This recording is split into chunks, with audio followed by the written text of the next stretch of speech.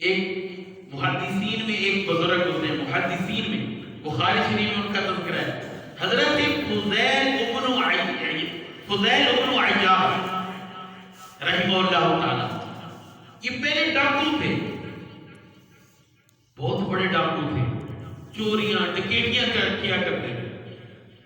انہوں نے اپنے حالات خود لکھتے ہیں کہ ایک دن میں کسی گھر میں چوری کرنے کے لیے گیا، گھر کی دیوار میں نقب لگایا اور اندر جب گیا تو ایک آدمی گھر کے صحن میں تہجد کی نماز پڑھ رہا ہے اور یہ آیت پڑھ رہا ہے، أَلَمْ يَأْنِ لِلَّذِينَ آمَنُوا،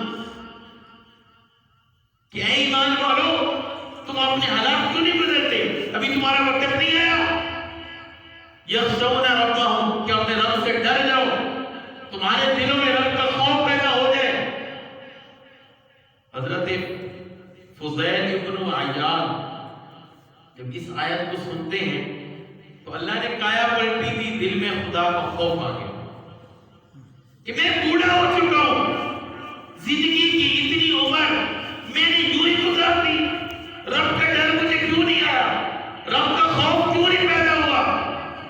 توبہ کی کہ آج کے بعد چوری نہیں کروں گا، آج کے بعد ڈاکہ نہیں ڈالوں گا. نکلے جنگل میں چلے گئے، ایک جنگل میں گئے تو وہاں سے ایک قافلہ گزر رہا تھا. قافلے والے کہہ رہے تھے یہاں رک جاتے ہیں. ایک آدمی نے کہا نا یہاں نہ رکنا، یہاں پہ ایک فضیل ابن عیاض رہتا ہے جو بہت بڑا ڈاکو ہے، کہیں ہمارے قافلے کو لوٹ نہ لے. حضرت فضیل یہ بات سن رہے تھے، پھر دل پہ چوٹ لگی، میں اتنا بڑا ڈاکو ہوں، اتنا بڑا رب کا باغی ہوں. اللہ توبہ کی، پھر علم حاصل کیا، اتنے بڑے عالم بنے، محدثین میں شامل ہوئے. امام بخاری رحمہ اللہ نے فضیل ابن عیاض سے حدیثیں لی ہیں اور لے کر بخاری شریف میں لکھی. یعنی میں یہ کہہ رہا ہوں کہ روح کی غذا علم ہے، دین کا علم، دین کو سیکھنا یہ روح کی غذا میں سے ہے. اللہ جو پہلی وحی نازل ہوئی، نبی کریم صلی اللہ علیہ وسلم پر پہلی وحی وہ اقرا سے شروع ہوتی ہے، اقرا بسم ربک الذی خلق. حضرت جبریل علیہ السلام آئے اور آ کر کہا اقرا، اے نبی جی پڑھیے، اقرا پڑھیے. اقرا کا معنی پڑھیے. آپ نے فرمایا مانا بکاری، میں پڑھا لکھا نہیں ہوں. جبریل علیہ السلام نے پھر عرض کیا اقرا پڑھیے. آپ نے فرمایا مانا بکاری، میں نہیں پڑھا لکھا، مجھے پڑھنا نہیں آتا. جبریل علیہ السلام نے تیسری بار کہا اقرا پڑھیے. آپ نے فرمایا مانا بکاری. حضرت جبریل علیہ السلام نے نبی کریم صلی اللہ علیہ وسلم کو اپنے ہاتھوں میں لے کے دبایا، جس طرح پتہ بغل پیر ہوتے نا، اس طرح دبایا. پھر فرمایا اقرا بسم ربک الذی خلق. نبی کریم صلی اللہ علیہ وسلم نے پھر پڑھا اقرا بسم ربک الذی خلق. اقرا پڑھیے، یعنی پڑھنا یہ سب سے پہلی وحی ہے. ہمارے دین کی ابتدا پڑھنے سے ہے، ہماری دین کی ابتدا سیکھنے سے ہے. ہم دین کا علم سیکھیں. نماز بعد میں ہے، علم سیکھنا پہلے ہے. زکات بعد میں ہے، علم سیکھنا پہلے ہے. زکات، حج، عمرہ یہ بعد میں ہے، سیکھنا علم یہ پہلے ہے.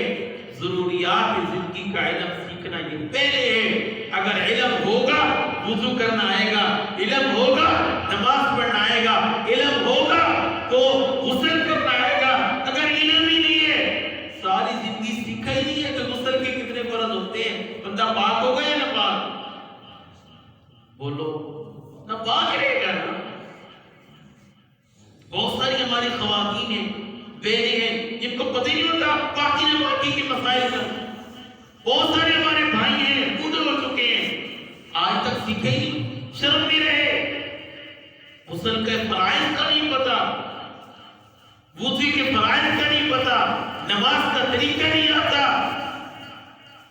میرے بھائیو سردی ہے نا، اب سردی، ایک بندہ سردی میں اٹھتا ہے، اپنا بستر چھوڑتا ہے، نماز پڑھنے کے لیے آیا، اس کا وضو ہی نہیں ٹھیک ہوا، یا پھر وضو تو ٹھیک ہو گیا لیکن کوئی واجب رہ گیا، اس کو پتہ ہی نہیں ہے کہ نماز کا سجدہ سہو کیسے کرنا ہے، کوئی فرض رہ گیا اس کو پتہ ہی نہیں ہے. تو اتنی مشقت کر کے آیا، کیا اس کی نماز قبول ہوگی؟ نہیں ہوگی. اس لیے علم کا سیکھنا ضروری ہے. ہمارے محدثین میں ایک بزرگ گزرے ہیں، ملا علی متقی رحمہ اللہ تعالی، 60 سال کی عمر میں علم سیکھا. 60 سال عمر گزر گئی، پھر دل میں بات آئی کہ مجھے علم سیکھنا چاہیے. عالم بنے، پھر کتابیں لکھی. مولانا اشرف علی تھانوی رحمہ اللہ تعالی جب بیمار ہو گئے اور بیماری میں حکیموں نے لا علاج قرار دیا، اور آپ نے سارا کتب خانہ، لائبریری جس کے اندر کتابیں، وہ ساری کتابیں مدرسے کے لیے وقف کر دی. صرف 3 کتابیں رکھی اپنے ساتھ.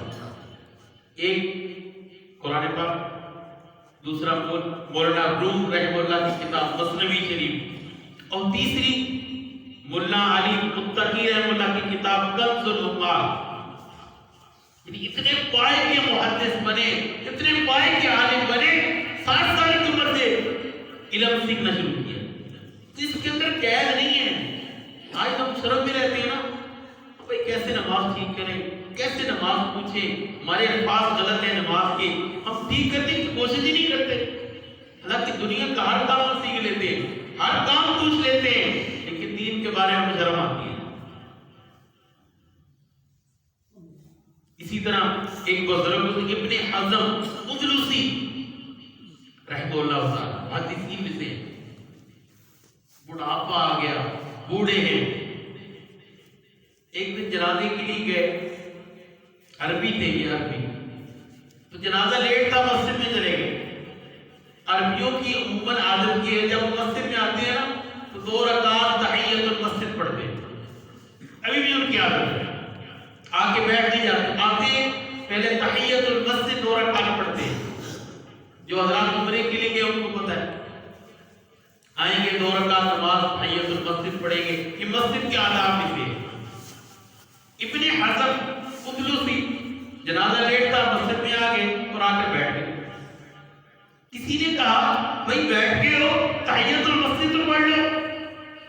2 رکعت نماز تحیت المسجد پڑھی، پھر چلے گئے، جنازہ پڑھا، پھر آیت وصل کی نماز ہو چکی تھی، اور آئے اور آ کر پھر تحیت المسجد پڑھنا شروع کر دی.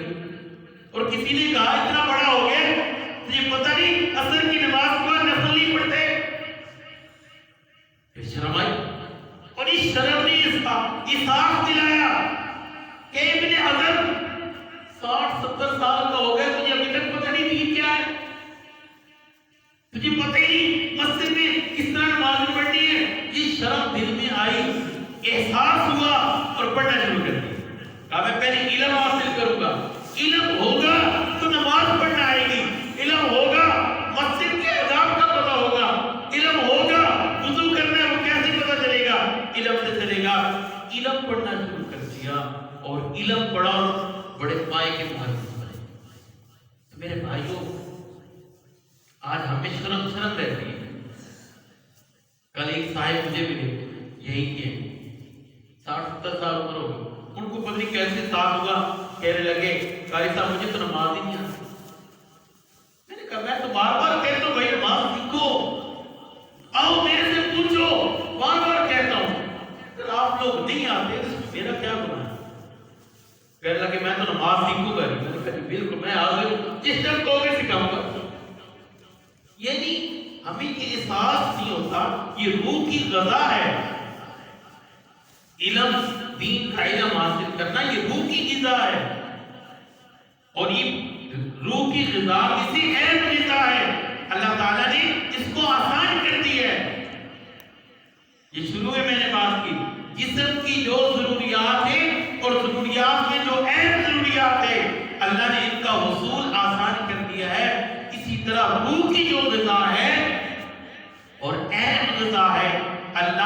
کا حصول بھی کیا کر دیا؟ آسان کر دیا ہے، اس کا حاصل کرنا آسان ہے۔ دین کا جو ضروری علم ہے وہ ہم حاصل کر سکتے ہیں، اپنے امام سے حاصل کریں، محلے میں مولانا صاحب ہیں ان سے حاصل کریں، مدارس ہیں ان سے حاصل کریں، کوئی اس میں خرچہ نہیں لگتا۔ اللہ نے اتنا آسان کر دیا ہے، اب ہماری غفلت ہم حاصل نہ کریں۔ بات سمجھ آ رہی؟ یہ ہماری غفلت ہے، ہم نماز نہیں ٹھیک کرتے، ہماری غفلت ہے، ہم وضو کے فرائض نہیں پوچھتے، ہماری غفلت ہے، ہم غسل کے فرائض تک نہیں پوچھتے۔ زندگی گزر رہی ہے، بس گزر رہی ہے، بڑھاپا آ گیا، باڑ سفید ہو گئے، دانت گر گئے ہیں، ابھی پتہ ہی نہیں قبر میں جانا ہے، لیکن ابھی تک ہم نے اپنا کلمہ ٹھیک نہیں کروایا، کلمے کے الفاظ غلط، نماز کے الفاظ غلط، دعائے قنوت نہیں آتی، ایت الکرسی نہیں آتی، کوشش ہی نہیں۔ تو میری ساری بات کا خلاصہ یہ ہے کہ ہم اپنے آپ کو کوئی سیکھنے والا بنائیں۔ جب ہمارا وقت سیکھیں گے نا تو پھر ہمارا نام طالب علموں میں آ جائے گا، اور طالب علم کی بڑی فضیلت ہے، جو سیکھتا سیکھتا سیکھتا مر جاتا ہے نا، اس پہ موت آ جاتی ہے، اس کو علماء کی سب سے اٹھایا جائے گا۔ کتنی بڑی فضیلت ہے، روزانہ کوئی نہ کوئی مسئلہ سیکھا، کوئی نہ کوئی بات سیکھ لی، کوئی نہ کوئی دعا سیکھ لی، پوچھتا پوچھتا طالب علم کی صف میں آ گیا نا۔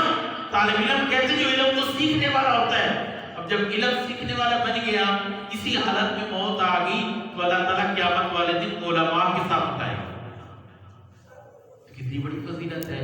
تو میرے بھائیوں، حاصل کلام یہی ہے کہ ہم کچھ سیکھیں، دین کا علم سیکھیں۔ ہمارے پاس دنیا کی بڑی معلومات ہے، بڑی معلومات ہے، بڑا علم ہے، لیکن دین کے بارے میں وہی بدعات، خرافات، وہی پرانی باتیں جو ذہنوں میں بیٹھی ہوئی ہیں انہیں کو لوگ لے کے چلتے رہتے ہیں۔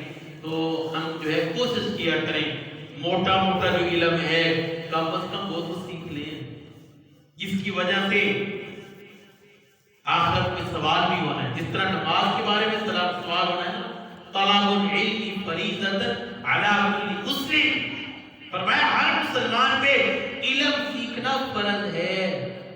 اس سے مراد ہے کہ ضروریات کا علم، ضروریات کا علم سیکھنا ہر مسلمان پہ بولو فرض ہے۔ جس طرح